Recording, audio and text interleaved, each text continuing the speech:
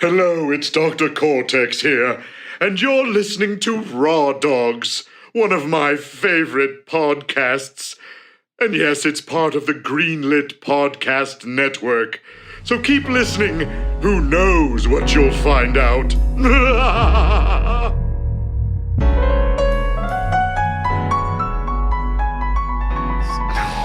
So everybody, welcome to another episode of Raw Dogs. This will be Raw Dogs number 36. We are your favorite 4chan podcast. We are part of Hair of the Dogcast. We do a little bit more esoteric deep dives, fun, weird discussions, explorations, and 4chan discussions today. I think it's because we started the Q documentary series last night. I jumped in as well. It's also because we got Jamie on. Jamie. Things get dirty when I'm Truly. real dirty. The jokes start flying. The derailer. Dylan, what's going on, man? Not much. It's drawn today. I do need to get reference photos from you so I can actually draw that picture. Dom, welcome back. Thank you. It's good to be back. I love coming in to the Casa de Brad. Welcome back to Casa de Brad. It was the quarantine zone for a while. It was like Resident Evil 7 up in here. At least you keep your kitchen nicer looking. Yeah. No, my college house, there would have been a few microwaves you shouldn't have opened probably. Fuck, But I think mine's pretty bad right now, too. I just refuse. I was really high one time, and I stole a bowl of cereal from my roommate. And then they were coming in, so I just set it somewhere in my closet because I didn't want them to know I had their cereal. Sick. I found it a few months later. Months? Wow. What did that look like? Probably Resident Evil 7. Yeah, there was a mold monster. Yeah. Ugh, just a film on top. Gross. Penicillin, man, it'll cure you for what ails you. Yeah, it's like cheese at that point. And if you recognize that other With voice, Captain Crunch stuck in it. that is, of course, the famous Bone Zone. Hi-yo. Jamie, what's up, man? Just killing it, man. Every day. Killing it. Killing it. You got a house today. Yeah, Bought a I house, believe that's man. a Got the pretty big keys. milestone. Got the keys. It's pretty killer right by the lake, man. Yeah. It is very nice. I was very thanks. impressed. Yeah. We'll be spending a lot of time there. We will. You'll be getting Jeeves, your butler, around that time as well. So Quite, we'll have the proper service. We'll have the port service come around. Yeah. Have a couple cocktails by the drinks globe. Big wingback chair. Yeah, exactly. Pipe room. So we are here today to have a discussion where we're all extremely prepared for once on this one. Oh, we all are, yeah. Yeah, we're going to be discussing the PlayStation VR. Before we start, though, let's thank our Patreon supporters, our executive puppies, the producers Brian Ward, Tyler Keller, Killer Kip the Killmeister, and Rai Kristinek. Y'all are wonderful, and we appreciate you. Love you guys. And yeah, so the PSVR is a very fun, bizarre little piece of technology. VR in general. Yeah, because you hadn't played it at all before, right? I had never done VR until Brad actually showed me one night after a recording, and I was just blown away. I had maybe done it in a mall once. I guess that could have been like a possibility, but it's pretty jarring the first time you actually throw one of these things on. Well, the PSVR has a lot of great points, but there are a few downsides as well, which we'll probably get into. And one of them is just you've really got to get that thing exactly right for your focus. Otherwise, it is abysmal because it's already kind of hazy as it is. It's mass market stuff, right? Yeah. It's designed to sell, not be so specific like an Oculus. And yeah, what's nice about the PSVR, I mean, it's not the highest tech. It's not the best looking. It's not the most powerful, but it is the most approachable for the average consumer. And most people, a large number of people, aren't PC gamers, but the PSVR, apart from the 7 cords, I think it is, and the breakout box and the setup, apart from that, it's much more approachable. Don't forget the eye. You need the eye. The camera. Yeah. Yeah. So, unfortunately, to just let everybody know how much of a basic bitch I am, the reason that I was the first one that got the VR out of us here, and it was almost specifically because I wanted to try Skyrim in VR. Oh, sure. Yep. And same reason I got the Xbox One was because the Skyrim mods were a little more plentiful there.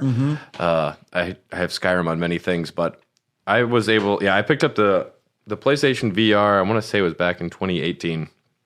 And when did it come out again? I believe it was 2017. Well, development and release, it was codenamed Project Morpheus. First announced 2014 at the GDC. It was released October 13th, 2016 at the price of $399. And Without the eye. it came with the camera. Oh, no, it didn't. No, the original one came with the camera. Really? Yeah. For $399, that's not bad. It came with the camera and 2 $500. Move controllers. Man, I should have gone in on it then, but... It's it's maybe better that you didn't get in right away. They did release like version 2.0 of the original PSVR, which had some quality of life improvements. The original one actually didn't have headphones built in. It had like a little headphone jack that you would have to like use your own headphones for. Oh. Yeah, which that's not as good. I think there wasn't too many other differences though between the hardware besides that, other than it just worked a little better. Yes, released 2016. As of January of 2020 was the most recent numbers I could grab. 5 million units sold. So That's nothing to shake a stick at, yeah. it's not used by everybody. No, it's still kind of a sleeper thing, but there is a lot of really cool experiences to be had on the VR, and a lot of shovelware and some real garbage. All of it's still kind of fascinating, though. I found that even when you let me borrow it, I would just start playing all these dumb little games in no other situation I would ever touch anyway. Just to see how they dealt with the 3D aspects and what I could actually do, because there's a real novelty to it right off the bat. And I guess it's such an obvious thing to say that this is kind of a next level experience. It's brand new. I mean, this is the first time there's been a few other like really sad attempts from consoles, but this is the first like we are going in for VR and we mean it. I mean, I've played the Virtual Boy. That's the pinnacle. Oh my god. Oh yeah, that was a great system. I love the red. It's so brilliant. It doesn't hurt your eyes, which is really great. Wario Land on that, very good. To this day, I still see a little Mario with a tennis racket burnt into my retina. That's pretty good. Everywhere I look. It's like a ghost Mario at the edge of your vision all the time. You just wake up from a dead sleep going, ah! There's It's a me. tennis ball flying at you or something. And set. So, yes, I had purchased my VR, and then I met both of y'all. We got super jealous, man. Yeah, and I was very excited to have, like, anytime a friend came over, I'm like, want to see the VR? Yeah, and I have, every time someone comes over to try it, I always wind up taking one picture of them, like, with their mouth open, looking around, because it's so funny. It's a bit of a brag, too. It's not something that... It's not just that it's expensive. I think a lot of people just wouldn't take that dive. I think that it's a bit more like the PlayStation 4 itself, by itself is a luxury. And then on top of that, there's this. And I think for some people, it was just a bit of a bridge too far. Your average gamer might not even be that interested. They play their games for the social aspect. So they're playing their COD Warzone or anything like that. Well, yeah, what I think most people are gamer-wise doesn't fall into, I want to spend an extra $400 on a console I already spent $400 on. Yeah. Make that a real investment. Yeah, because it is a big investment, and it's impressive technology. I was very happy with it. Which one of you wound up getting it first? It was me. So after we went to Bernhardt's for the first time together, Yeah. which was the first time we hung out together, and you invited us back over here, I saw it on your DK barrel, and I was like, "Is that a VR?" And you were like, "Yeah, put it on right now." And then we not only did I try it, Sarah, my girlfriend, tried it. Oh yeah, and she kicked my ass at Rush of Blood. Oh, she's good with guns though in real life. Well, she's from Texas, so yeah. yeah. And immediately after like leaving, I like woke up the next day and I was like, I think I want to buy one of those. So Yeah.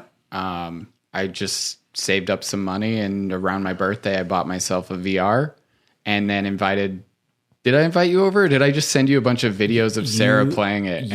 You sent me a video, and then I already wanted one. Right. I didn't get the opportunity to try it here because we were having a bottle share, lots of people. I thought, no, I'll wait. You don't But want to then be the as soon- one dork just sitting there. I don't want to look like the Star Wars kid, flinging my arms around, like high kick. But then as soon as you sent me pictures, I turned to my wife and I'm like, I want one. And then the next day I ordered one and went to pick it up, and it was great. Mm-hmm. Yeah. They were rare for the first year, I believe, because they kept running out of people buying the cameras. Yeah, the camera. I remember the camera was really, really hard to find. Yeah. I forget. So I convinced both of you guys to get the VR. There's one other person I convinced to get the VR headset. Was it Josh? No, I was bartending, and it was one of the Milwaukee Brewers. Like, Oh, really? big buff dude, like huge muscles. He doesn't play with them anymore. I forget his name because I'm not a big sports guy. But Right. Jose I'm Canseco. not going to know either. So. no, he was Even if you did know, I'd be like, oh, cool. Jonathan the Rocket Baseball Steam. Insert name here.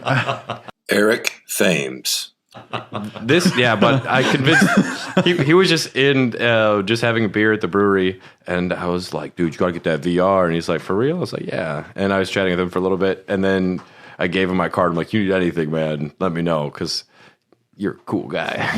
You're a sports dude. He has that baseball money. But he texted me a picture of his VR set that he got like 2 days later. And then I texted him, dude, I just saw a guy play Punch Out blindfolded at a game convention. He's like, cool, man. And he didn't text me again. Yeah, that's the way I've had that happen. Yeah, when I try to talk to people about That's things. a tough break, man. I was like, please hang out with me.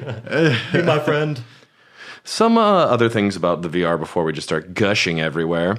Ew. So it requires the headset, the little breakout box, 6 cords, and the camera. The headset is a 5.7-inch OLED panel with display resolution of 1080p, capable of 120 frames per second. 9 positional LEDs are on the headset surface, so the camera tracks where the different lights are, and that's how it tracks your head, 360-degree movement. Can process 3D audio, which is very cool. And the Model 2 integrates stereo phones into the headset, and that one also allows HDR pass-through when playing on a 4K TV, on a 4K TV. So the controllers, you can use the regular controller for a lot of games because it has the light at the end. So I guess like the real puzzle for most games is, how is your VR going to work? How are you going to move? How do you interact with the environment? And I think that's like most of the problems that the games, the first generation of VR, are going to have, because man, there are some promising games that just fall so flat, and some games that play it safe that I think made the right choice. But yeah, so the regular PS4 controller has the light bar. Wild that they planned that into the PS4 from the beginning. Yeah. Because everyone was curious about that light bar. They're like, what the fuck is this thing for? They even gave you options later. They patched out the fact that you could that you didn't have to have it on technically.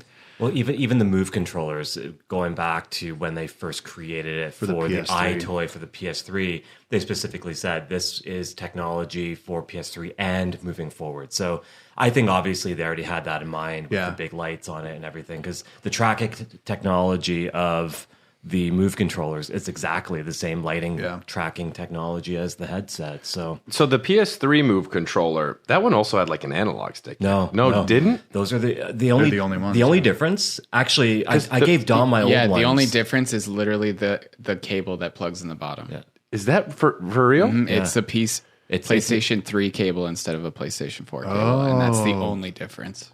Okay, because I know there was a certain controller that Golem fans were very disappointed in how it moved, and they patched in a special PS3 Move type controller that I want to say it had some sort of an analog stick on it. I could be wrong. I mean, mine don't. I wasn't a PS3 boy myself, but yeah, besides the regular PS4 controller, you have these really nifty Move controllers. I don't think they're nifty at all. I think these are abominations, but They work. Nifty's generous. Nifty, I guess. They work really well for some things. Yeah. I mean, I used them for a couple things. Yeah. The trigger feels nice on it. It's ergonomic. I think for not, if you owned a PS3 and you went into the Move controllers, there were some okay games on PS3 for them. Mostly real shooters. As soon as you upgraded to PS4, those were sitting in your closet for like a couple years. PSVR comes out, it's like, this is fantastic. I can finally actually use these properly now. Yeah, and the first thing you did with them after you pulled them out of your closet was give them to me so that I could use them. That's right. Yeah. What would you guys call this button that's in the middle there? That's the move button. That's the move button, yeah. and this is the trigger. Yeah, so you got one for each hand. It's got the X, square, triangle, circle, move button, and the trigger. I don't know why they didn't put them like they are mapped on the controller. Like, Yeah, 'cause when X you're- should be at the bottom, circle on the side. Right. There is a 'Cause when little you're- nub, though, so you can, without looking The X at has it. a nub, yeah. That's, I mean, but that's still like when you've been playing video games Oh, that yeah. have it in that like Definitely, diamond yeah. shape, So and then does- you get that, you're like, I don't know which one the square button is. I just know that it's usually on this side. Yeah. So it feels kind of weird that it's a square instead of a diamond. Yeah. And it's got nice big puffy balls at the end that can be any color. Like, I don't think the colors make a difference for the game, but it's mostly just helps the camera track. So well, it's usually an orange color. you'll and I see think you'll that see pink, maps you'll see Yeah. red. something. I've gotten purple Really? and blue as well. Yeah, Yeah, Just I all think we've different all gotten colors. purple and blue balls before. People had a field day making fun of them. I just remember article after article I would be reading, like 2013, just like, look at these dang things, huh? Oh, the lollipops. Yeah, they're super functional with the ball at the end. They don't look super cool. No, and people were like, what are they trying to like step in on the Wii's turf? Better than the Wii. Oh, yeah. And honestly, like swinging Beat Sabers around with those feels perfect. Yeah. There are certain games that get those right. Those controllers, I think, are maybe kind of a blessing and a curse. Mostly a curse, though, because I think a lot of studios felt pressure, like, this is what we need. Like, we need to have some sort of implementation where you grab stuff and do this. And BioShock Infinite. the number of first-person games that tried to implement moving with these, and it was just very wonky. Nothing worse than Golem, which none of you played besides me, I don't think. No. And that's okay. And there's another controller which none of us have. I don't think the aim controller. Did you get the aim? No, I think it's a cool concept. It's a cool, it looks pretty ergonomic. They have a little joystick on it so you can actually move and not make it seem like a rail shooter. Yeah. The problem is, though, there's like 2 games for it. Yeah. So I think Doom 3 might be an aim controller game, which kind of makes me upset. Yeah. Because I don't have an aim controller and I want to play Doom 3. They're hard to find.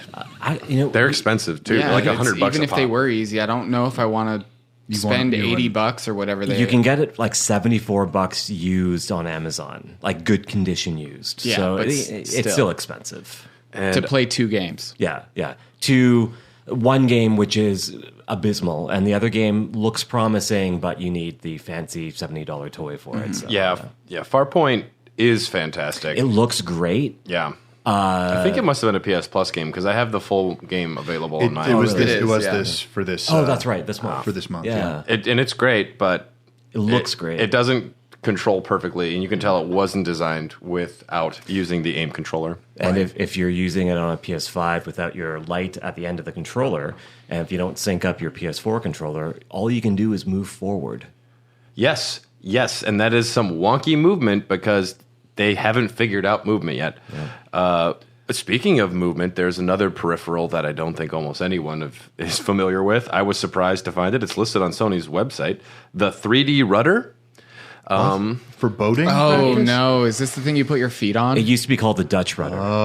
And sold it's like a little thing you put your feet on and you like rock it forward or to the sides to like do movement. And it's sold separately for $120. There's a large list of games that have functionality with it.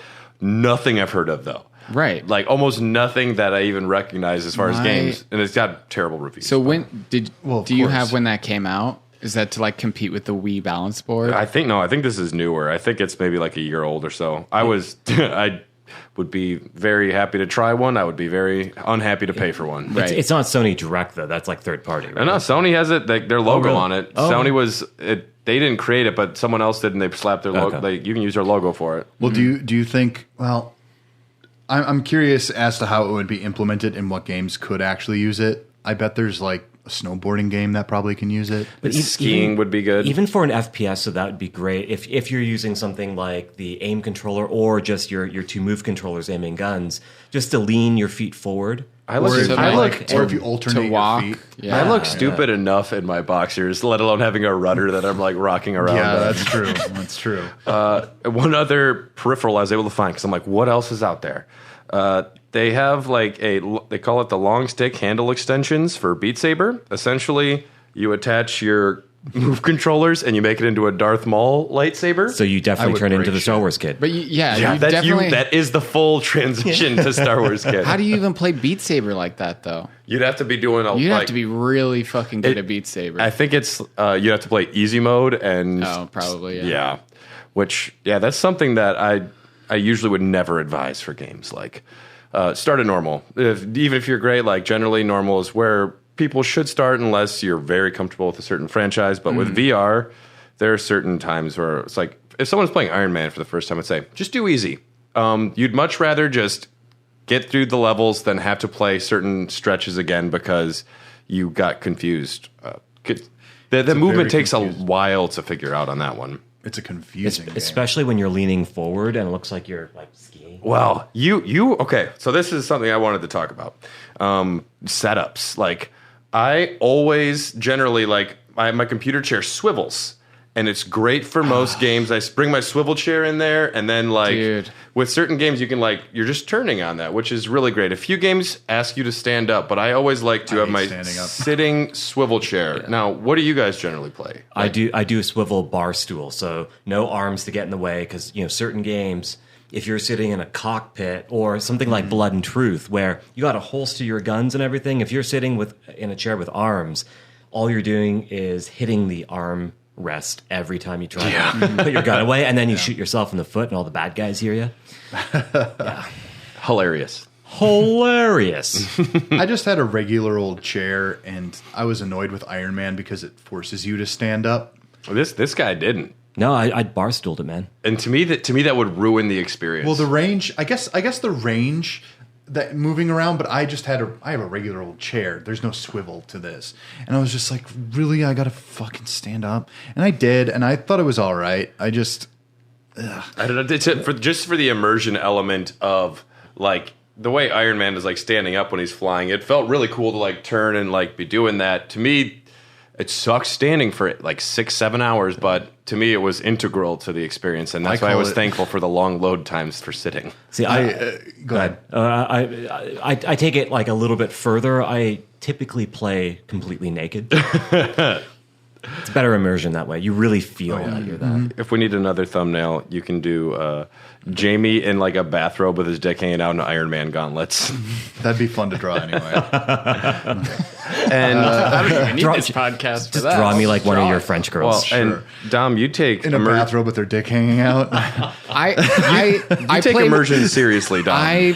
Dom's a fucking nerd.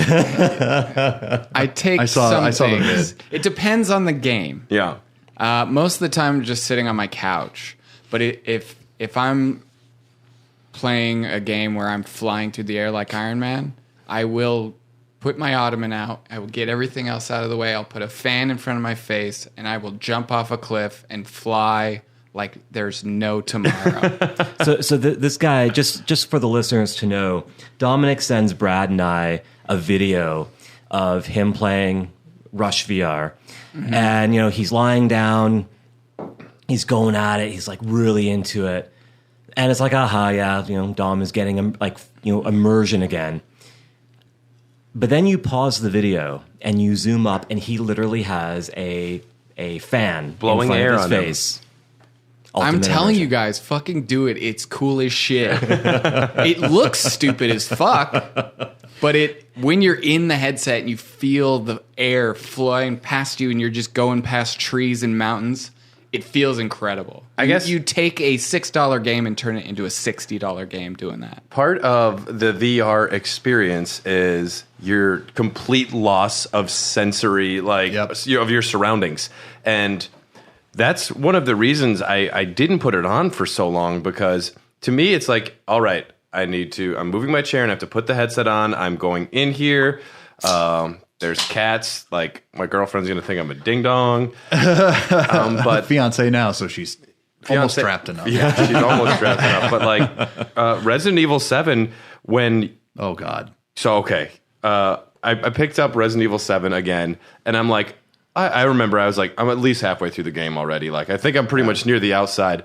And so I just started on Xbox Series X because I saw it was on there. I'm like, I'll play it without the VR and just see. I caught up to like my 6 hour point in like an hour. I'm like, oh. Yeah. Like VR is so intense. When you told me where you were at, I thought you were close to being done with it. And then you were like, yeah, I'm in the basement with the mold people. And I was like, oh, that's way early in the game. Yeah. I was like, you didn't get far at all, man. No wonder you like had to stop. But I was playing it before Carly moved in, so I was literally just like home alone. Yeah. And that's the part. Generally, you play it at night. Like that's when I would be getting done working. I'm like, I'll play for a little bit, and then also you're fucking scared, and the cat jumps on your lap or brushes your leg, and I don't want to kick Martin. Two cats. Yeah, imagine having 5 animals and just having, and which the dogs are always next to me. And so when they jump up on the couch and I feel that, I'll freak out. But when I don't feel it and then they're just start rubbing on me, that's especially when Indestructible Jack or whatever his name is right in your face. Jack it's Baker. Fucking intense. When I first got mine, even just like the kitchen demo, even though, you know, it's nothing, but the scare factor for people that jump easily is there. My wife put it on, and right before the hands come over your eyes, my dog went up and gave her a kiss. No. She flipped out. I have it on video. It's fantastic. We might need that for the Discord at least. I actually watched a video of someone's mom like playing it. It wasn't anyone I know, but she's playing Resident Evil, and it's the scene where Jack comes bursting through the wall. Yeah, where you're trying to go down the hallway. Yeah. She turns around and starts running away. Ooh. Like that's how immersed she was. Like she couldn't get away from it. She and her son, who I guess had put it on her head, had to like catch her before she ripped his PlayStation. Like, but out that from would the seem cabinet. like Jack is trying to grab you then. Right. Yeah, and that's even worse. Well, just the scene where, I mean, spoiler alert, I guess, where Mia is constantly like stabbing at you. Like there was something like really visceral, and especially when your hand 3D, comes off. man. Yeah, when the hand comes off, that really got me. I was like, but when she's stabbing at you, I just kind of went. I usually don't like games. I haven't gotten really immersed in since I was maybe 14 years old, and my imagination just sprung right into it. And suddenly I was just like, oh God, and I'm like recoiling, and I'm like, no, just no, stop it, please. And I felt like a phantom like push from it, you know, like when you have like Novocaine in your teeth and they drill into it. It kind of felt like that.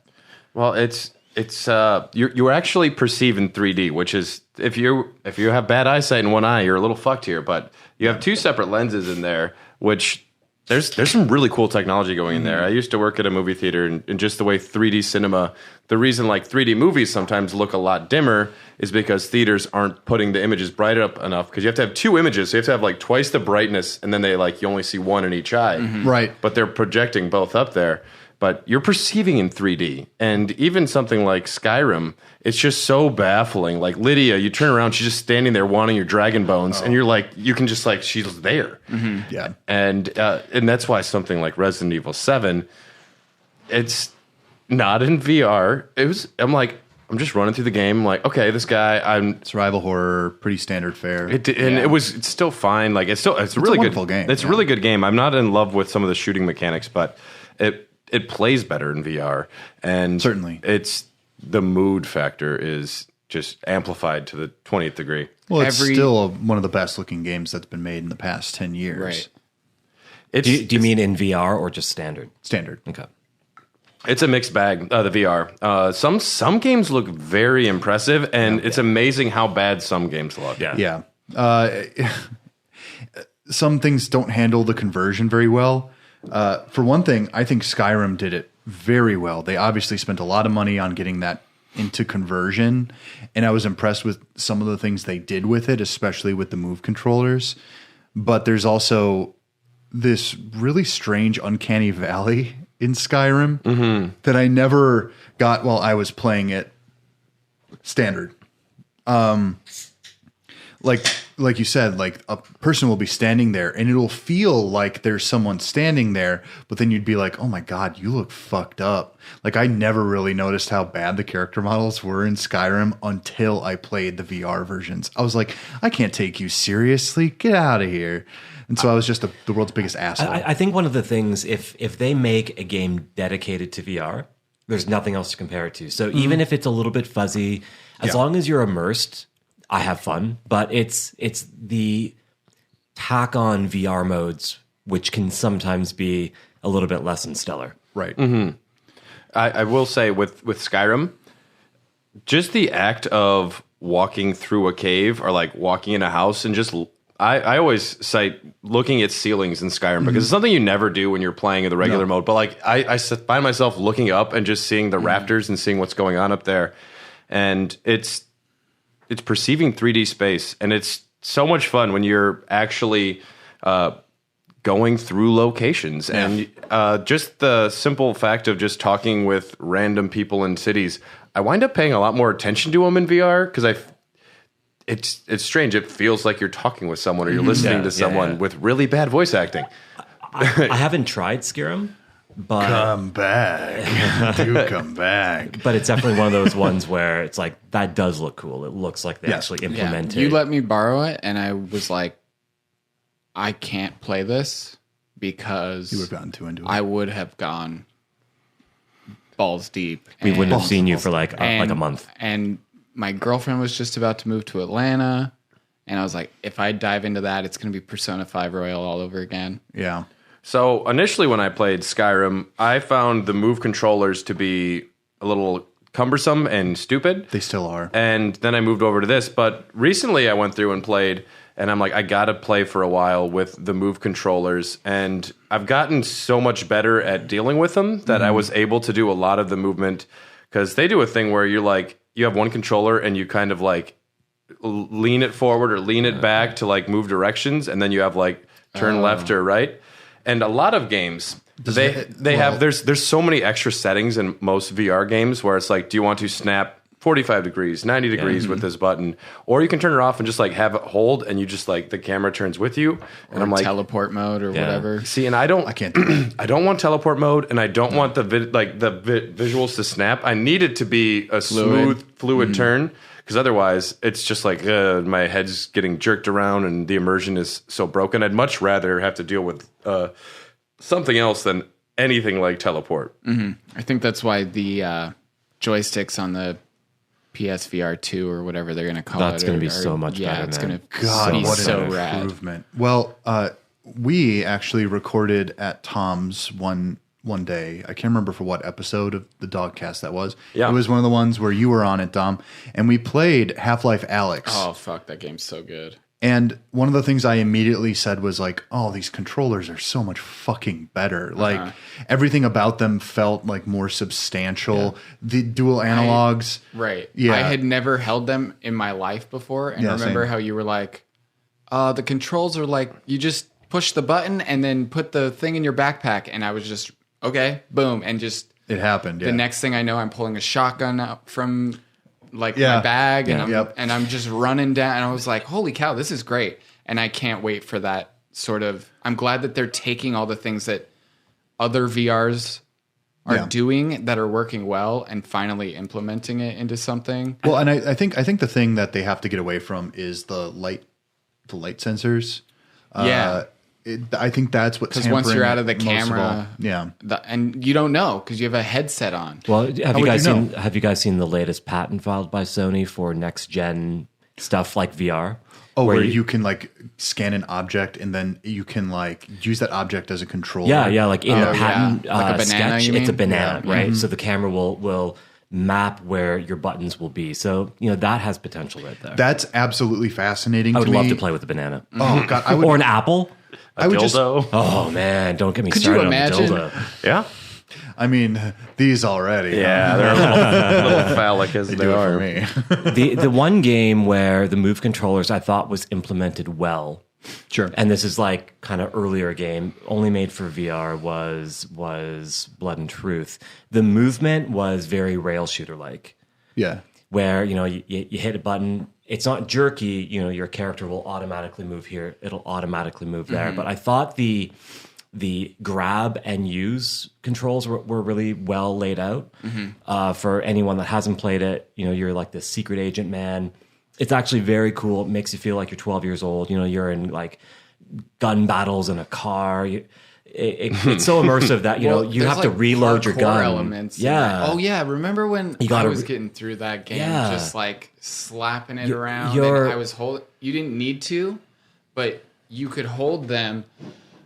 Hold one like a gun, and then your other hand would be free. Yeah. And even though this is also a gun, you were constantly like stabilizing your gun with your other hand, and because you're holding the other controller, it looks like you're doing that on screen. Yeah. And when you do that, it makes it easier to see through the sights. of the gun. Aiming is actually quite hard because you need to line up the sight perfectly. Sure. If your hand is a little bit askew, you're not going to hit the guy. Well, and a real gun. The thing is, when you're holding a move controller, is like to hold it most like a gun, you're kind of tilting the controller at like an angle, and it's not straightforward. That's why I think an aim controller would be super slick. But that's awesome that Blood and Truth has you like stack them to kind of get like better. But not only that, you're like if you have like a machine gun, you need to stabilize with your other hand, like you're holding the gun. You're picking locks, so you're grabbing. Your little toolkit will pop up in front of you, bloop. Yeah. And you grab your lock pick set, and you're sitting there, you're picking a lock with both move controllers. The immersion in that regard is killer. But unfortunately, because the move controller, to the point of the new PS5 one coming out, it doesn't have your analog sticks. All they would have had to do was put fucking analog sticks on these controllers, and it would have been such a quality of life improvement. Right, and they probably would have sold like hotcakes too. I don't know why they didn't just like wherever that move button is, just add it. Yeah. Be like if you... Or just instead of the PS button right there, just put an analog stick. Honestly, that would have been a game changer for me. Just even, I got spoiled by playing on Tom's Oculus. I was like, I can't do the other thing now. Shit. Fuck. Yeah, I think that this was meant to be a budget-friendly thing to begin with. Totally. Absolutely. So I can't give it too many knocks. Like, if I were to review it, I think one of the few things I would actually put against it is maybe the fidelity in some games. Even playing Squadrons, which I think is just so next level good that it was my favorite experience I had ever had. Hands down, me too. It was one of my favorite gaming experiences of this year so far. I just think it's fantastic. But there's that you can see some real pixelation there. It gets pretty weird in some dogfights. They have improved it since the Star Wars demo from the new Battlefront, but one, it had a VR. Had a really cool VR battle in there because there's just like an extra VR mission. Yeah. But K2SO from Rogue One is talking shit at you, like, "Are you really flying over there right now?" I'm like, dude, I don't know what I'm doing. it's so great getting shit talked to from Star Wars characters, Even back to Squadrons, when I first bought it, they didn't implement the VR right away. Right. So I'm playing it. It's like, this is great. This brings me back to being 12 years old playing X-Wing versus TIE Fighter. And, you're in the X-Wing, and because you don't have any other view, you only have your radar, TIE Fighter flies by you. It's like, well, where is he? If only I could look behind me. Yes. Boom. VR mode comes up. Even something as simple as, I wish I could just look up and follow them for an extra little bit. And that helps so much in tracking. And as soon as you put that VR helmet on it's the only way to play it as far as I'm concerned. It's great. Absolutely. Yeah. And not only that, they finally brought in the B-Wing. And that, even sitting in the B-Wing cockpit, and useless, but you can have your big turret go all the way around. You move it around. The base of the ship, yeah. I am so disappointed, though, that they didn't include the Millennium Falcon in some way, because I want people to realize that the cockpit is actually at the very front right of the ship. And how weird would that be to, like... It would suck. Because, you're going to fucking fly into a meteor. For sure. It'd be very funny to see that. I think the second Rogue Squadron actually had the Millennium Falcon, and you could go into the cockpit. But that's right. That might have been Rebel Assault. I can't. I think really remember. I think they might have had you go back into like third person for a lot of it though, so you're actually able to just see the ship rather than the cockpit. And whenever you were in the cockpit, I remember quite vividly. It didn't have any crash detection on the side, so when you were in the cockpit, that was your ship. Oh, so they didn't. That makes they didn't sense make then. it Cheating. that realistic. It is technically cheating. Yeah. There is such one thing they got right above anything else, because I'm like a little art nerd for it. I think it's the atmosphere of the cockpit, but also the assets surrounding it, like the skyboxes are so good in this game, and they actually shift a little as you're flying around. It's not just one static image. You're actually like seeing things in the background very far away move as well. And you'd be flying through like a nebula or something, and you'd be like, what the fuck? It's like I'm flying through a goddamn fucking nebula. Like it felt crazy. And then you turn around and there's a little astromech like beep booping at you. I'm like, what's up, dude? This is great. I would always look around. I would look backwards, forwards. Like the first thing I did is I would go into the practice mode, because you can easily shift between the ships. And I'm like, now I'm in a fucking they made up a few ships for this. To be honest, there's like a TIE transport ship to match the U-Wing. Which I'd never seen that before, unless it was in the cartoon series Rebels. I was surprised at how much I almost preferred using like support ship missions sometimes. Like having those like big ships was a lot of fun. Yeah. They're cool. Yeah. There's something really interesting about them. I just love zipping around. I found myself leaning more towards the Imperial. Really? The characters were better. That guy Shen, who was just like, I broke my neck like 6 times. The mask doesn't come off anymore. Yeah. And I was like, this guy's so cool. He's so hardcore. And then you go over to the Rebels, and it's just like mostly generic people. And then there's the one Basque or whatever. Like, I forget that race, but like the lizard person who was. God, I wish I remembered. I used to know that off the top of my head. Yeah, the only one that I was like super interested in on the Rebels. But yeah, that game was interesting too, when that's like tons of representation, just females everywhere, a lot of different races. And there's just like one casual comment that one of the Imperial, like the dude, the leader makes. He's like, when this is all done, me and my husband are going to try and settle down somewhere. I'm like, fuck yeah. Like, it's not pushing the front. It was just a nice little comment. I had to even like Google it. Like, did I hear that right? Because representation in Star Wars is a thing now, but and even just creating your own character for online, you can make your character however you want. I wanted more. I wanted my character. More options. I wanted my character to be seen in some of the cutscenes more, because I made like who I thought was a pretty cool looking dude. Mm-hmm. And then also the Rebels, as we found out, everyone just chose the same like white dude with a bad mustache. Kylo Ren. That's what I had, because I wanted something close to myself, because I really wanted to feel I wanted the white guy, because I wanted to live the fantasy. Guy. We all want to be Adam Driver secretly. Oh no, he looked better than Adam Driver. Adam Driver schnoz. I don't get that. There's something about it though, you know. Yeah. Kylo Hen, because he's got a big chicken beak. Oh my! What was great though is Dom, Brad, and I are playing one night, multiplayer. And it's so sick in multiplayer. It is. I could see you getting chased. I'm like, Red 2 coming for support. That is Stay on target. You can get Stay a team on target. We need to get a team of 5 of us together, and just to be able to fly around with each other. And they have besides multiplayer where you're playing against fucking aces, you can also just do like missions against some PvE. So and you can do like co-op missions too. Right? Which I'm like, that sounds more some of the speed, but it's amazing how good I got at the game. It took a while, because there were still moments where you get like confused, and the way the 2 thumbsticks work together, I don't know if it's ideal, but you figure it out eventually. So that control scheme is very akin to any Battlefield game, any EA FPS. Yep. As soon as they introduce planes, Yep. So I found that first time playing Squadrons, I still couldn't get used to it. In Battlefield, I would always rearrange my controller to better fit. But as soon as you put on the VR helmet, it just made more sense for some reason. Yeah, and I liked that you could just also all power to thrusters, all power to shields. That's just like X-Wing versus TIE Fighter back in the day. And it was fantastic. Between before every mission, you just go and customize your ship, and you're like, all right, these weapons are cool. I know I'm a bitch. I need extra shields sometimes. But the dice right here. Well, and that's something you didn't get if you didn't try the multiplayer at all. No, I didn't. Is you get like points, which fuck EA and their points, but this one was actually like, I want to play a few more missions because you get to customize your cockpits.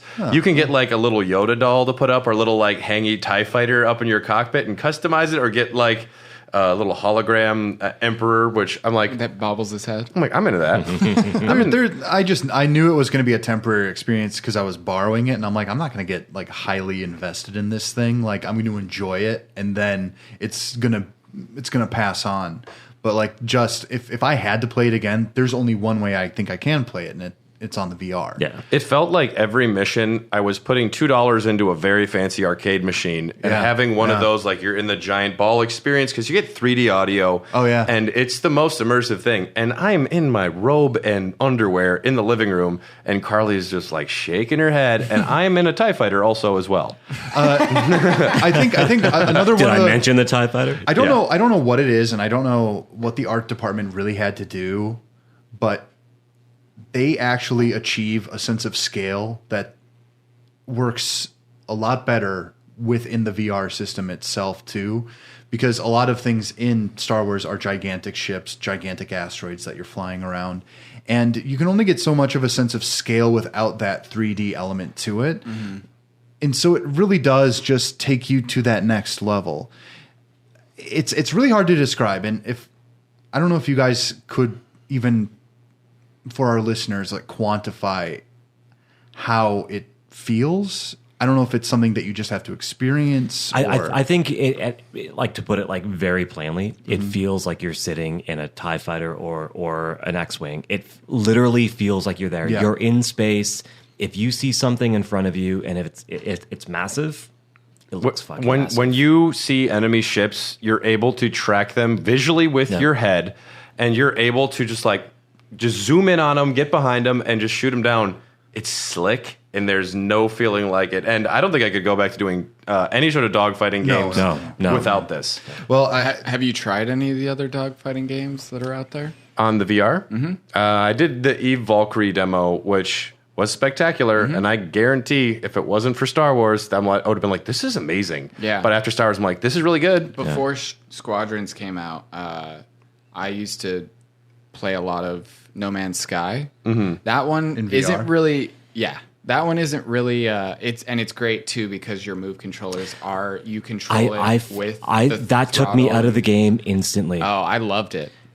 Doing sorry to cut you off, but doing like a joystick without it being physically attached to anything. Yeah, that. I was all over the place. I just put it on my knee. I tried it. They put it on my could knee and let it go. With something like this, they could just make like a stabilizer and like it could plug into the bottom and click in, and then turn it into a joystick. Right. Which seems like it'd be a much more inexpensive. Buy flight sticks. Yeah, and flight sticks are expensive, but I've seen people's PSVR setups with like Squadrons. You get a $150 one. They're like, yep. And I was like, ugh. Yeah. I played Elite Dangerous for a long time until I realized that I was doing Space Uber and Lyft while also doing Space Lyft. Uber. Crazy spaceship. Because when you start out in that game, you've got like nothing, and you've really got to kind of make your bones through just like point A to point B, learn how to dock, learn how to do this. And if I could play that in VR, I think that would be probably the best experience. I think the one thing, and then we can get back to No Man's Sky. You brought it up the other day, Brad, about just getting back to kind of last thing about Squadrons. I think if you did have a joystick with it, it would, like a joystick and throttle control, that would be one of the perfect games out there based on the total immersion. You have your joystick and everything. It'd be fantastic. I know the PC guys are doing that already.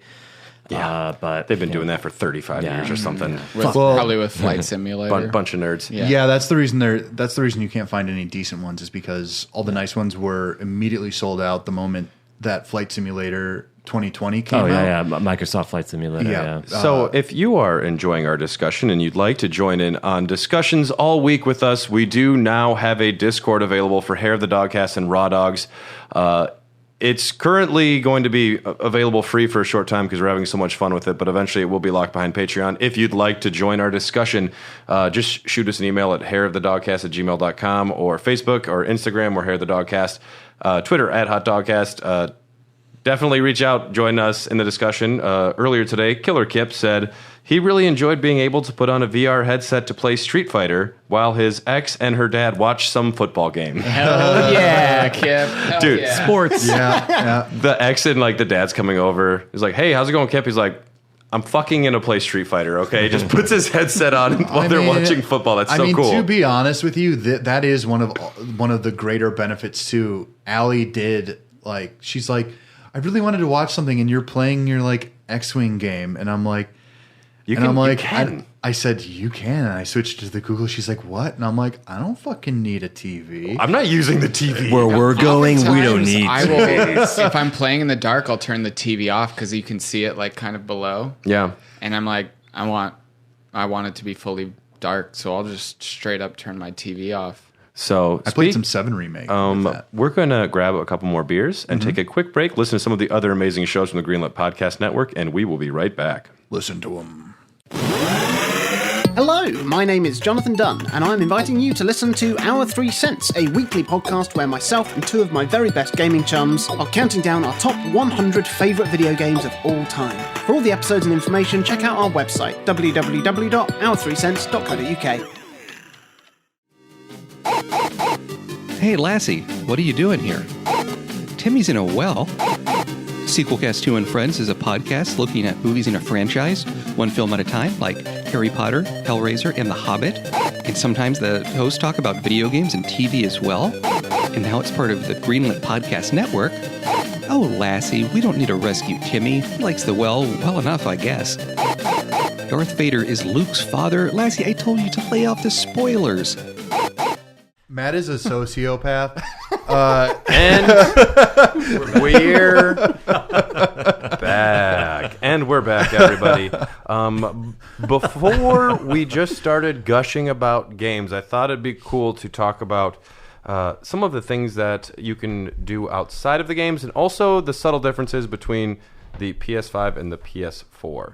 So you can watch 3D Blu-rays with your PS4. Now, this wasn't included initially.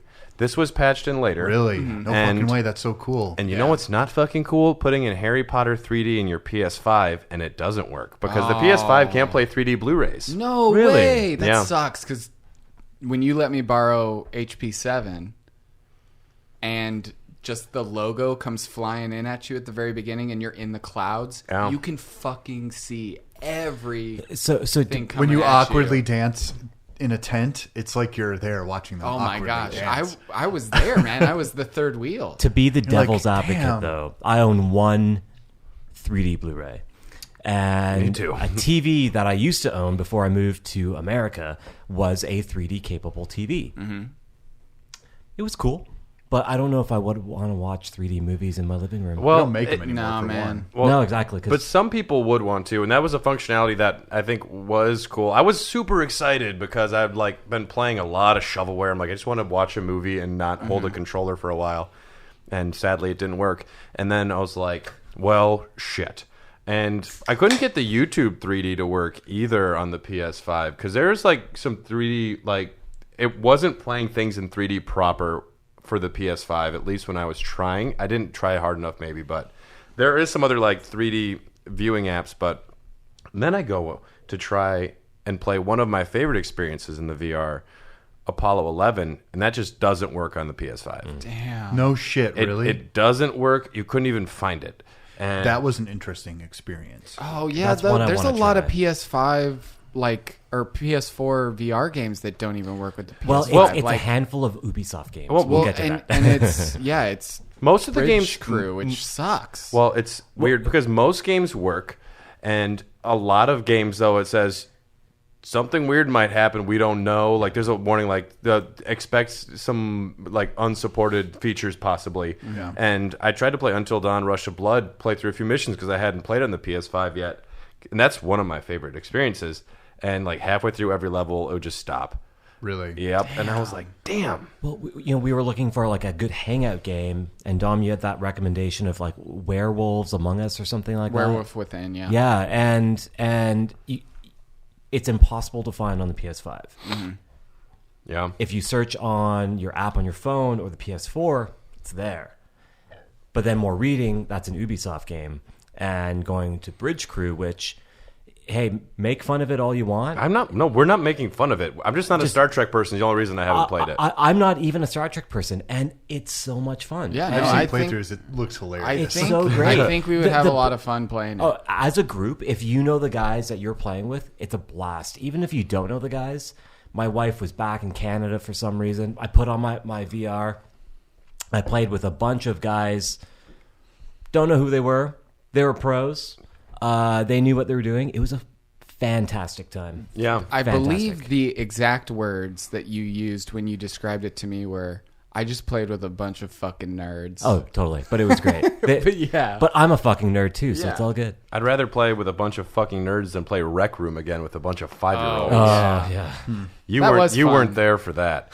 You played with 5-year-olds? Well, there's this game because we were trying to find we just wanted to find a hangout game where like we could be in a physical space and like see each other and interact with stuff at the same time.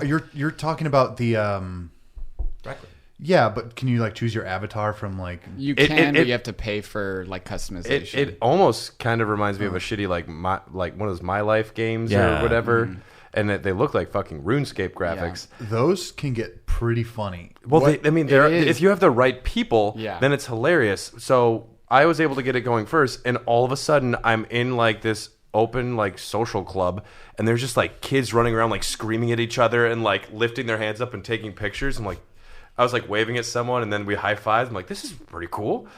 And and there's a lot of, and then some guy like eventually Dom gets in there, and some dude comes over, and he brings a 6-pack, and he just starts taking bottles and like shoving them down his throat. I'm like, "What is going on?" Brad was like, "I need a beer," and it's really hard to drink beer in this headset, and somebody just came running over and slapped. We were trying to play ping pong, and just slapped this 6-pack on the ping pong table, and we were like, "Dude, what the hell?" And he's like, "Drink it." And all of us start pounding beers. Everybody just comes running over and starts pulling beers out of this 6-pack and just like dumping it on their head. And that was the first night of me connecting my VR to my PS5, and like a moron.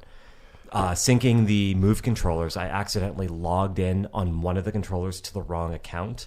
So playing that game, Dom was playing. He couldn't move. Yeah, one hand could barely move. So, I still had a good time though. One special note for PS5 users, if you haven't made the jump yet, the PS5 camera will not work with your PS4 PSVR setup. You actually have to order.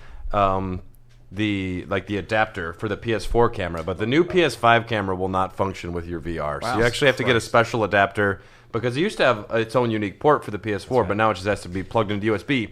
So your USB is going to have like your headset plugged in, your like camera plugged in, and there's one other USB port on your PS5, and I have a hard drive hooked up, so I can't charge controllers with all those other things hooked up. Here's a workaround. As soon as I realized that, went on to Amazon, got a USB-C to a USB-B or A converter. Yeah. Plugged it right into the front. So I have a hard drive connected as well. Oh, so is that what that is? I thought that was the adapter that you were talking about. I'm very excited that they're talking about PSVR 2. Yeah. There's like one cord. I'm like, oh my God, because even just the look at this fucking thing. Well, just the thought of like, I'm bringing this over to Dylan's house. Luckily, I still have the numbers on all the cords, and it's fairly straightforward, but still, it's like, here's a 7-cord system to hook up, and also you have to find like the right setup for it, which once you do, it's super slick.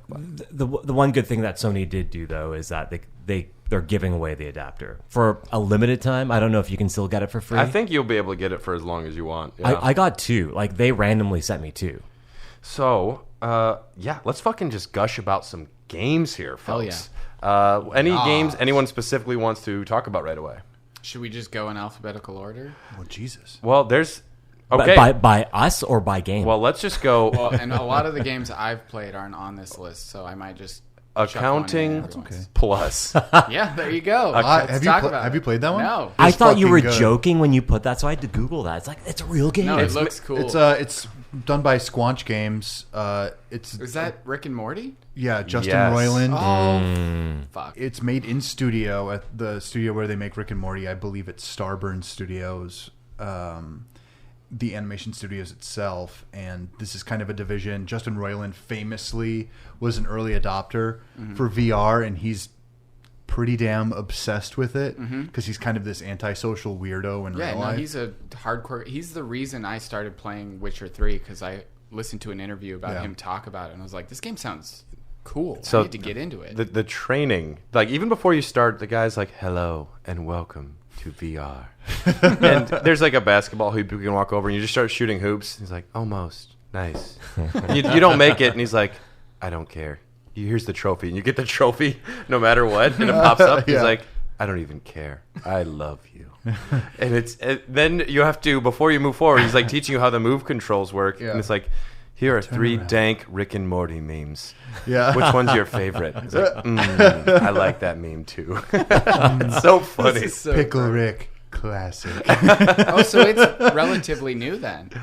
Yeah, it came out right around the VR came out, but dude, they're making a lot more now. It is stupid good fun. This game. Have you guys actually played the Rick and Morty VR experience, like virtual reality? Yeah, I hear it's okay. I haven't heard anything great about it. If you're a Rick and Morty fan, apparently it's great because it has all like the jokes from the show or whatever. But I'm more partial to Trover Saves the Universe. Trover is great. Well, definitely done. Yeah. So, did you play Counting Plus? No, you guys are missing out. Oh my god! I'm going to download it when I get home. Yeah, it is almost it borders with when you watch Rick and Morty or you watch any of the shorts that Justin Roiland has ever made, you really look at it and you're like, oh, that's so funny. But when you're living in it, there's almost like this nightmare quality to it that I can't describe. That is so my jam personally. Like when you meet the king of VR. Yeah. Oh my god. I was like Allie was watching me play it, and I'm like, poking his belly, and like... the point of the game is you start off and you're like at your new accounting job, and there's 2 guys just yelling at you like, push the button. The other guy's like, don't push the button. They just keep like yelling back and forth. But eventually, you put a VR headset on, and you accidentally go in like 5 levels deep. You keep putting on more like VR Inception, headsets. yeah. And you have to keep killing yourself to get to the layer before, and everything's like blowing up and exploding. Yeah. Oh, it's so great. You get to this.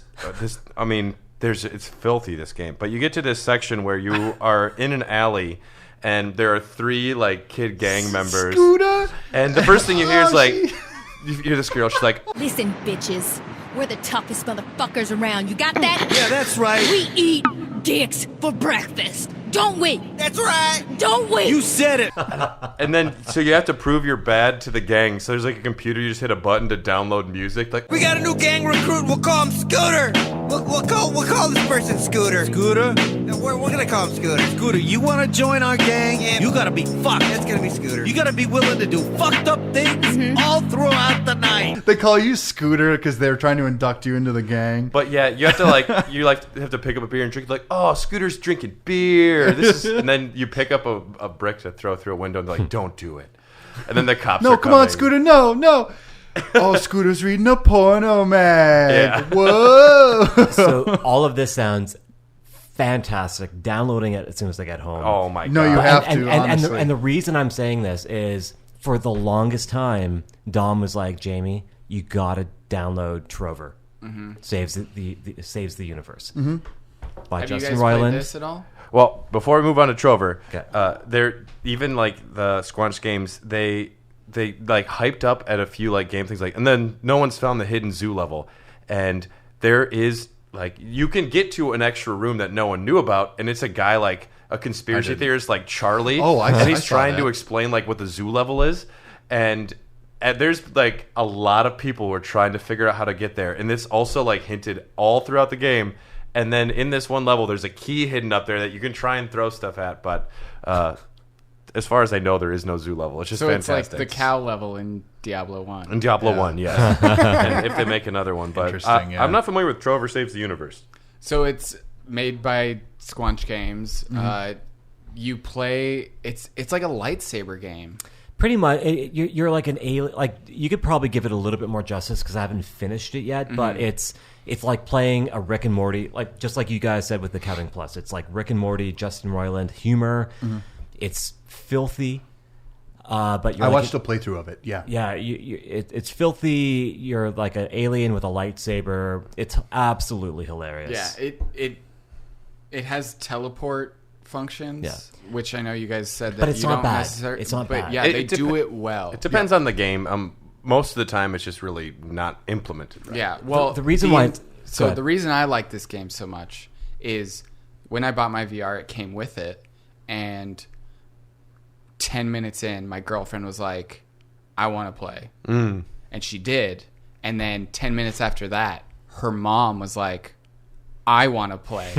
So that's how easy it is to play this game. But while you're playing it, it's raunchy, and for whatever reason, Sarah's mom absolutely loved that. Every time he was like, "Ooh, fucking give it to me," or whatever, and she was sitting there giggling like, this game is so funny. And I'm like, okay, wow, Sarah's mom, you're cool. All right. Yeah, there you go. That's something about, even with Accounting Plus, just the fact that there's little cartoon characters in VR just singing like, we're so tough we eat dicks. Yeah. I'm like, this is great. There's a... Again, it breaks down to how they scale you in proportion to these other characters. In a like if you're seeing something on a flat surface, like you can kind of get a sense for stuff like that. This is why a lot of like filmmakers now are saying that these like movies of the future, some of them are going to be actual experiences where you're walking through the scene, because there is a whole different way of telling a story or feeling a tone than there is when it's just a static image on a screen. I mean, it's not static, and it's not quite there yet, but it will be, it will because right now it doesn't make enough sense to throw all that money at this what will be the next experience. Like if James Cameron's like Avatar 2 was in PSVR, like I'm sure it will be, or whatever. Like I'd fucking nut. I would watch that. Yeah, absolutely. And if it was like you could I'd watch plug in what's my hair going to that on tree and turn around and with a move controller. It's my hair that I'm losing. So what's next on your list? Side note, I also heard that Avatar was re-released in China and made more in a re-release this year than Mulan made altogether. Yeah, that makes absolute sense. That makes absolute sense. They don't want crap about themselves. They want to go to alien worlds. Americanized crap about themselves. I mean, if you guys just want to go alphabetically through these, we can, or we can jump around however you want. One more thing about Trover. Yeah. I think because of the teleportation feature, I think what works well about it is you're like a lazy slob in a chair. So think of like Wall-E when he gets up to the spaceship and like all those fat Everyone's guys. racist against chair people in this game. You're a guy in a chair, and he's like, "Oh, you're a chair person." Like that first old guy you come up to, "Oh, fucking chair guy. Oh no, don't hurt me." But I think what works well about it is that you're that person. You can move around for different perspectives. I haven't been a fan of games like, and this is probably going to cause some controversy, like Moss or Astrobot, where it's a platformer, and really the only advantage you have is that you can look over there. First person seems to be a priority for you. Dude, Moss. There's no immersion. This one's like Moss, where you are a chairperson, but you're contrling somebody else. That's right. But I think you like it because you're kind of on their level. It's maybe the like aspect. top-down aspect. No, because you're not top down in Trover, are you? No. You're pretty much on his level, and you're watching him run throughout it. But it's like it's a half top down, half like platforming. Yeah.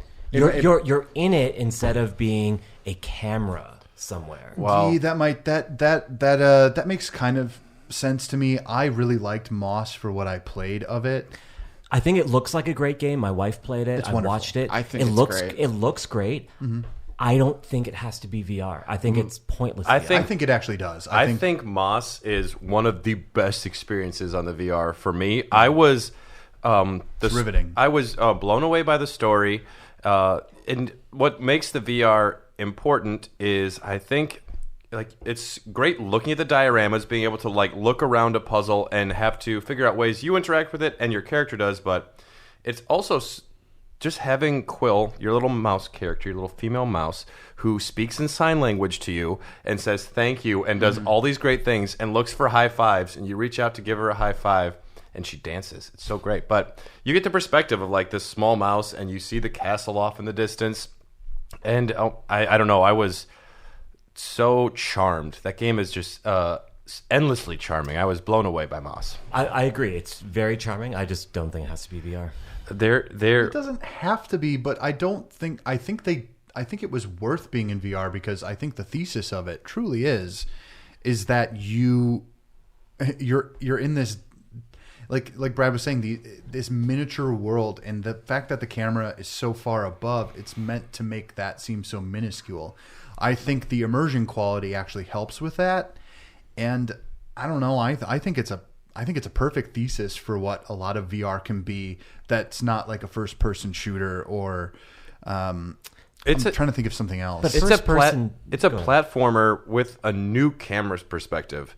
Whereas, I mean, most platformers is going to have either you're following Mario at a certain one, or you can like turn the camera around. But this is the camera scrolls for you. This one, it comes in and it goes out, and it is. I don't know. I was just so taken aback by how beautiful the game was. Like just the fact that the narrator is doing all the voices for the different characters because they're just animals. There's a frog that like just thinks you're a piece of shit, but she's doing the frog voice too.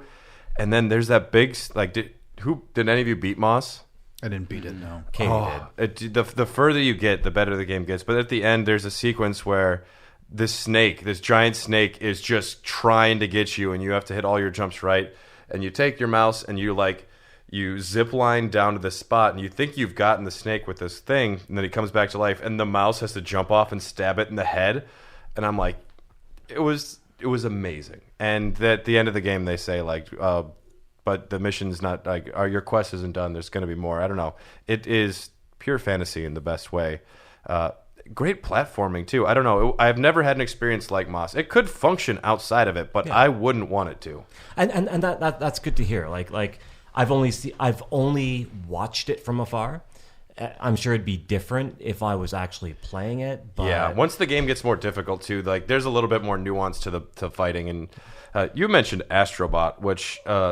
Like I didn't throw out many 10 out of 10s, but Astrobot was one as well, which I wouldn't want to play that game outside of VR because no, and you can't. The charm of it is like seeing your guy move around your head, or like it's how you and the guy interact with the environment together. When you mentioned that you use your computer chair that swivels, there are parts in that game where you literally will miss secrets if you do not turn around. The first thing of every level, turn around. Yeah. Yep. Because there's something there. Even when you get behind, like when you go around a wall and then go forward a little bit, there's something else behind that wall. So when you get a little bit forward, you turn around and there's some coins that you need to collect or whatever collectibles they have.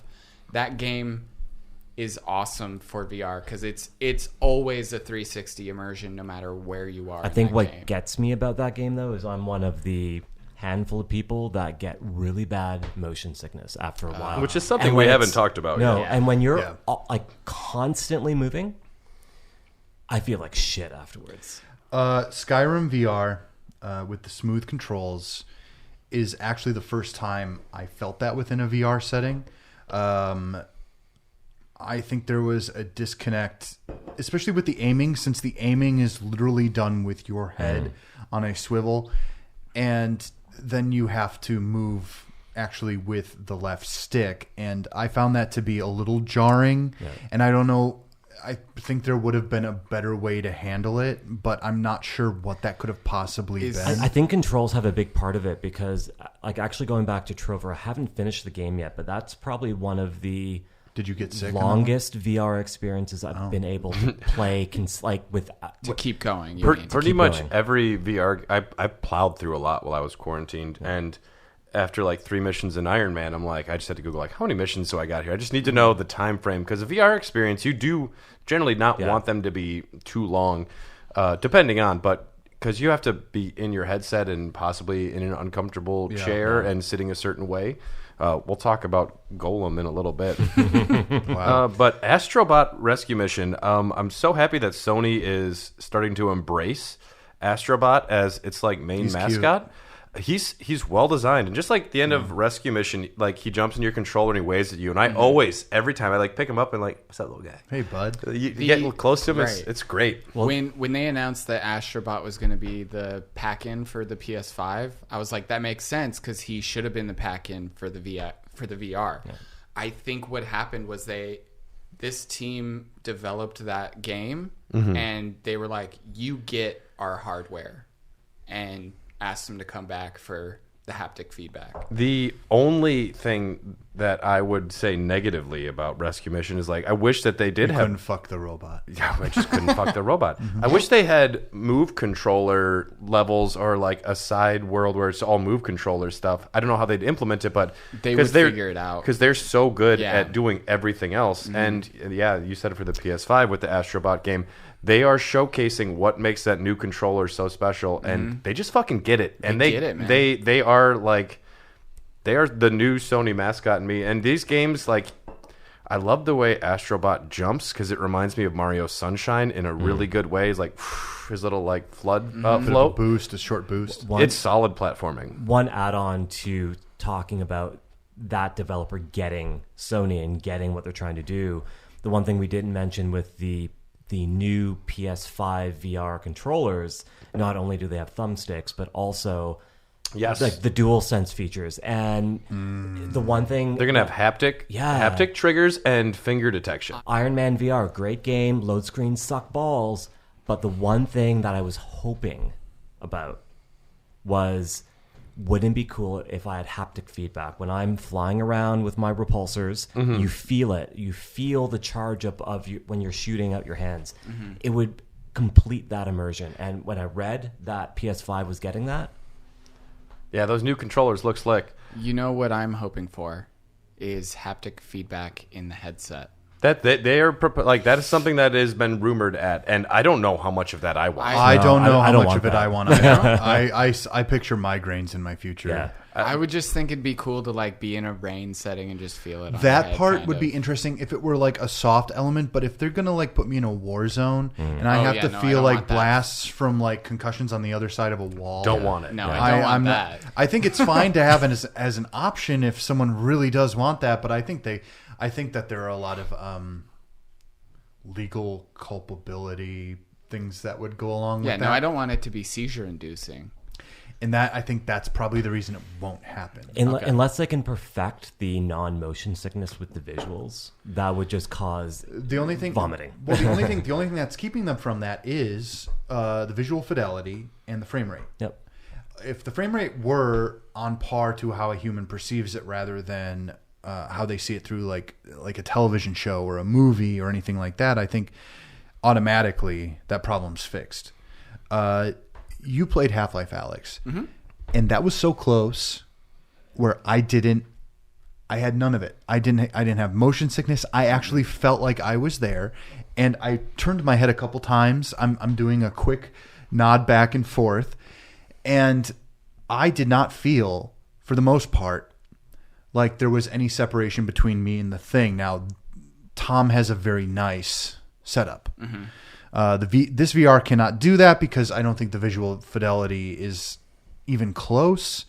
But if this next one does, the world's their oyster. It does what Nintendo don't. I would also love if I also have the Labo VR. You know, I would also love if they accommodated for glasses wearers because that's a hindrance. I haven't had any issues with my glasses. I haven't either. I do. For some reason. Have you taken your glasses off and tried to? I can't see. No, shit. That's what bothers me the most, or like it trips me out. So really, if is the fact that this screen is literally 2 inches in front of your face, and when you take your glasses off, it's just blurry. Remember when your parents said, "Don't sit too close to the screen," just like attached to your face. But what would be cool is if Rec Room. Like you take old school technology like binoculars, right? You can adjust the little pieces to accommodate your vision, so you don't have to wear glasses.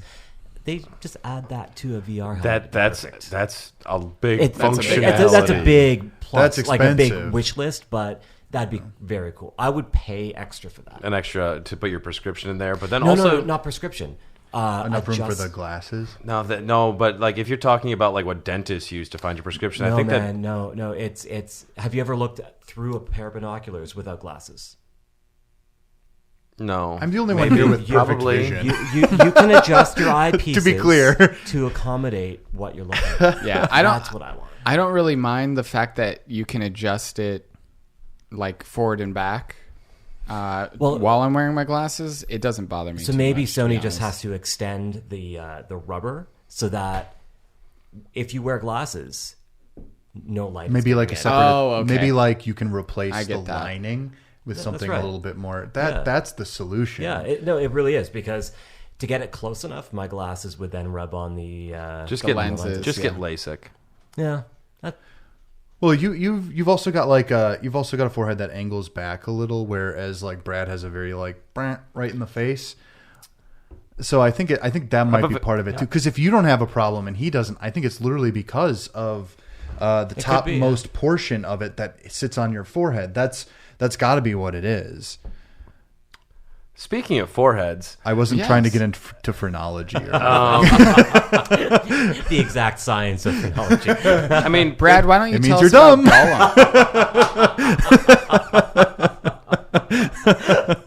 I would love to tell you about Golem. Go ahead, Brad. Golem was created by Highwire Games. Mm-hmm. So when Bungie had its very messy breakup, some of the family, Marty O'Donnell, Jamie Greisemer, I forget the other guy, but Marty O'Donnell is the guy who did all of the sound design and music for Halo, which a lot of people will have discussions on why they don't love or they love Halo. I think most people would agree Marty O'Donnell makes some good fucking music. And you bought me the LP for Christmas. Yeah, it's very good. Is that like all of Halo? No, of Golem. Golem LP. Okay. Yeah, so Brad got a few things on sale. He also bought me the Celeste piano collection. That's cool. Ooh, that's nice. It's wonderful. Yeah. It's very good. I'd love to keep talking about that, but please, I feel like we keep going back to Golem. Well, Golem is something I was extremely excited about, because this was like right when they were hyping up the PSVR. They're like, and PSVR exclusive Golem was one of the flagpole, like huge titles that people were talking about. It was supposed to come out early on, and this thing got delayed, and eventually people were like, is this even going to come out? And I had quit paying attention to it because I bought the VR and it wasn't even out then. Mm-hmm. Eventually Golem does silently and quietly get released, and the music's really good. It starts off with like 15 minutes of story, which is whatever, I'm fine with that. Mm-hmm. I can deal with that. There's some scenes setting everything up, but the way you control your movement is you lean forward. Now, can you describe what perspective this game is in and how it works? I mean, is it first person? It's first person, and essentially it does some really baffling decisions. You're recently paralyzed as a child, but you're able to use this technology to control like a doll or a golem, depending on. And I'm like, cool story basis for like how you're going to move around and like take things over. So the first thing you do is you take over a doll and you wind up going under your bed and going under the house, and you get Chibi Robo sequel. Chibi Robo. You get use this as a flashlight, which any game that uses the Move controller as a flashlight, that works really well. That's a win. That's a win. But to move forward, you lean your head slightly forward, and it doesn't have to be a lot. So what I wind up doing is I lean back because my chair reclines as well, which makes a difference. So I lean back a little bit, recenter it with start, and then so when I sit normal, it's just moving forward. It slightly constantly moves forward. Nice. I mean, not how it's meant to be played. Well, that's the best quality of life I could figure out that way. Shit. And, so it's that bad. Well, and then so you can't, if you turn your head to look around, your guy starts moving a different direction. And that's not right. Yeah, that's not what VR is all about. And the game is cool. Like when it like works, you use this as a sword, and you wind up, it's all about sword fighting, and you see these big golems, and they like telegraph their attacks, so you have to like block them and parry them and find openings. Okay. So that's cool, and there's the story's told through kind of, audio logs or whatever if you want it. But you're given a giant open world, and you just have to explore and find things and unlock things and move through the world however you want. And you find new things, customize your golem. But, man, that movement is so bad. I did hear you can play with a regular controller, and it makes things a little better, but I don't know how it all gets affected. Mm-hmm. But if you're not incorporating movement... if your main thing is about a paralyzed boy who can only move based on... Paralyzed girl. Sorry. Yeah. A paralyzed person who leans their head forward and to the side, if that is the way it's supposed to be controlled, that's a part of the immersion. And without that seems a little... It is the... there's... Out of the games that I thought had high quality that were games worthy of being called like a AAA nicer title or whatever... had the worst movement out of games that I was excited about and wanted to play, because leaning forward or leaning backward, and you can't one of the greatest things in VR is you can move forward and look left, and you can't do that without moving forward then moving left. And I don't know, that's the worst. Right off the cliff. Because this one has preemptive sword fight mechanics. That's the same game that I also sent you guys a video of me playing, called Until You Fall. Oh, I've never heard of this. No, this one's great. Tell me about it. It's a roguelite, roguelike, or there are roguelites and roguelikes. Okay, I'm not kidding. Well, this one you play as this swordsman. Okay, and you basically just go like level to level to level to level to level and last as long as you can. Is this a first person or third person? It's first person, and so each level is obviously progressively harder and harder. You get you gain more ether as you go. Then when you die and go back to the main base, you can upgrade your weapons. But when you upgrade your weapons, it's kind of like Final Fantasy VIII. The enemies also get harder with you. This sounds kind of how Golem works too. Yeah, but it's really good. Better move control. It's so good. It's teleporty. It's not teleporting, but it is teleport-y. Yeah. Okay. Where you can dash forward to attack them, and it strikes them back, and then you can swing your move controllers to hit them. Does it work well? Does it take works you out of it? No, it works fantastically. To the point where you hit them, then they come back at you, and you deflect what they're doing, and then you can come right back at them. And no joke, when I first bought it, I was like, I guess I'll give this a try. It's on sale. And I played it for 4 hours before I actually was like, I need to take a video of this and see how ridiculous I look. Yeah. Because at that point I was like, boom, boom, boom, boom, boom. And there was an enemy I got to, and I was like, I can't get past this guy. And I ended up filming it when I was playing him again and beat him. And that's why at the end I was like, yes! But this game's dope. So, Jamie, I know you have the password. That'd be another good thumbnail. You just with your VR controllers breaking a light or something. So there was a few times when I was playing Iron Man where the pull string for the light, I just accidentally hit it and I'd turn the light on or off. It's like shit. To be honest with you, it's based on how much work I want to do. So this one, it asks you at the beginning, do you want to play sitting down or do you want to play standing up? That's cool. That's it has my favorite. Features for both. Okay. What changes between standing or sitting? Just standing or sitting, I imagine. It's just mapping it. The cool thing is it does make you also move other than your arms, because once you get to certain enemies, they attack you in a way that you actually have to dodge and shit. That's so cool. You have to move your entire body, which moves us to our next game that I'd like to talk about, which is Super Hot VR. I don't know if anyone's played Super Hot. I love Super Hot. I've played Super Hot, not on VR. I love Super Hot. Super Hot VR is dope because in the normal one, you move forward and it starts moving, but unless you're turning your head or whatever, right? But you move your body at all in Super Hot VR, and it moves. And so when I have to try this, dude, it's so good. So when the bullets are flying at you, you actually move out of the way, like you can see the bullet flying past, and you can see them fly. It's so much better in VR. It's one of those few games that's better in VR. Yeah. Wow. It is fantastic. Because I love even the standard. I have it on the Switch. It's not meant for the Switch, by the way. I bought it on the Switch because I'm like, I want to play this on the go. I've played it 3 times. But I did have it on my PlayStation 4 when I had a PlayStation 4. And I fell in love with this game almost immediately. It's one of those games where I showed it to someone like Matt. And immediately Matt was like, oh, you're you're fucking John Wick. And I'm like, yeah, that's the point. You see something, you throw it, you fuck shit up, you kind of get a little creative with it. It's so good. Have you ever played it, Jamie? No, but it's not the same, but it does remind me of Blood and Truth. You would like Blood and Truth, actually. Oh, I know I would. Yeah. I know I would. There's a future where I do have like an Oculus. I don't know about a PSVR 2. Yeah. I have to wait and see for that. But going back to like sword fighting, have any of you tried Vader Immortal? No. I have looked at it and I'm like, ooh, a nice Star Wars experience. I bet you hold a lightsaber and you pwn some children. Is it good? If you're Vader anyway. Master Anakin.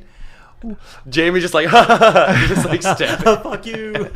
See, what are we going to do? I'm a big Star Wars fan, so as soon as there's a game that allows you to like FPS lightsaber, it's intriguing. I don't know if it's good, but I don't know. So you had mentioned like with Until the Fall, like I don't know what this is. This is a cheaper game, and I thought I would try it out. And there was a number of games that I had received for PS Plus that I'm like, I've never played this. I don't know what it is. And my goal was to play literally every PSVR experience I had on my PlayStation before we did this episode. Are we about to talk about Bound? Yeah, I want to talk about Bound. Hell yeah. Because this game, there's so many games that I had that I'm like, nope. Didn't even know they were for VR. Well, and I have no idea what it is. So you're going in very blind. I did the exact same thing like last week. And Bound, it looks like it could have been directed by Tarsum Singh is the director's name. The guy who did like the movie The Cell with Jennifer Lopez. This is a weird callback, but it's like it is visual. Totally makes sense. It is visual art. Your character is like a dancing. She's a ballet dancer. And I don't know if I want to say people, but like you're dealing with like strange beings, and you're being sent on a mission, and the world around you is reds and whites and lines and colors everywhere. It is like going into a beautiful hallucination. And it was honestly one of the most beautiful, confusing experiences I've had in the very VR. Surprisingly amazing. Yeah. Is the way I describe it. I need to try this. Tarsum Singh is the thinking man's Zack Snyder. Ooh. And Dylan's like, yeah, because Zack Snyder fans don't think. As soon as you mentioned I gotta try this. We're not moving to Justice League. You stop it. I'm not. What I'm going to say, I'm not even going to say anything about Justice League. What I'm going to say is I admire Zack Snyder for what he is, but he should be directing music videos and not movies. Did you try Bound at all? I played that non-VR. Dude, VR. VR's cool.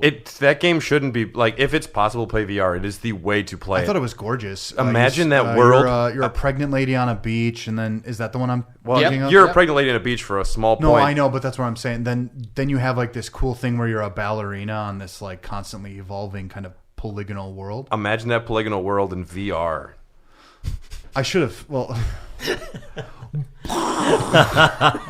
Directed by Tarsum Singh. It's happening. No, yeah, I actually liked it when I played it.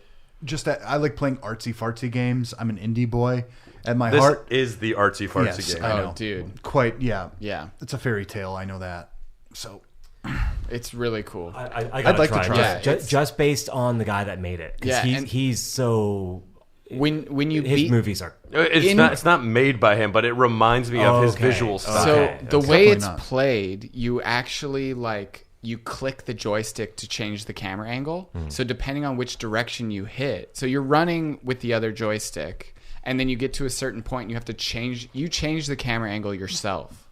So it catches up to it when you click it. So you could run as far as you want, but once you click it, you can click it to the left, and it'll be like a left camera angle, right camera angle. So you are basically directing this video game in which way you want to look at it. And one of my favorite things was because that's the aspect of it. When you beat a level, you like jump on a ribbon and fly to the next level. And beautiful. Each time you can change the camera angle, and you can see yourself like dancing down this ribbon rather, and just watch her fly past you. And just you can keep watching her, or you can click it to the next camera angle and just let it take you into this world. And it's so good for how much it was sitting on my PlayStation, and I didn't even know it was there. Didn't even know it was there, or that it was a VR experience. Yeah. That reminds me of the old PS3 game Flower. That would be sick in VR. Yeah. No, that was a PS4. It was a launch. It originally was on PS3. Was it? Yeah. You're They ported it to PS4. No, you're right. Yeah, but they enhanced it for PS4. They enhanced it, yes. Yeah, I like Flower a lot. It was great. Just the description of this game just reminds me of that. Very flowing, very just beautiful, right? It's experiential. Yeah. One of the, like, I've always been a fan of these kind of like artsy-fartsy games.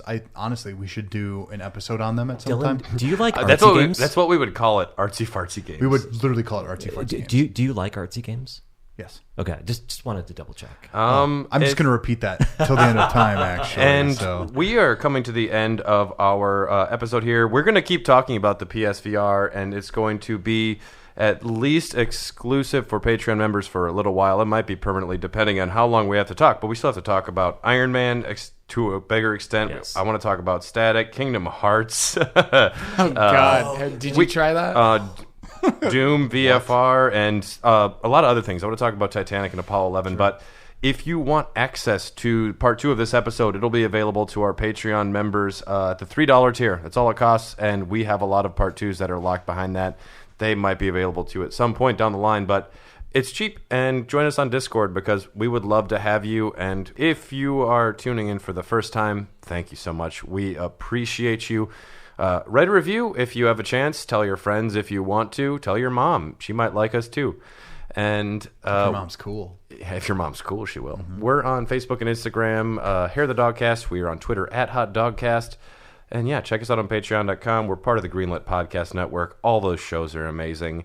Been listening to Chat of the Wild a lot lately, and those guys are awesome if you are into Zelda games. Amazing. They still find ways to talk about Legend of Zelda, and it's not boring. Like, they talk about the same thing, and it's not boring. It's astonishing.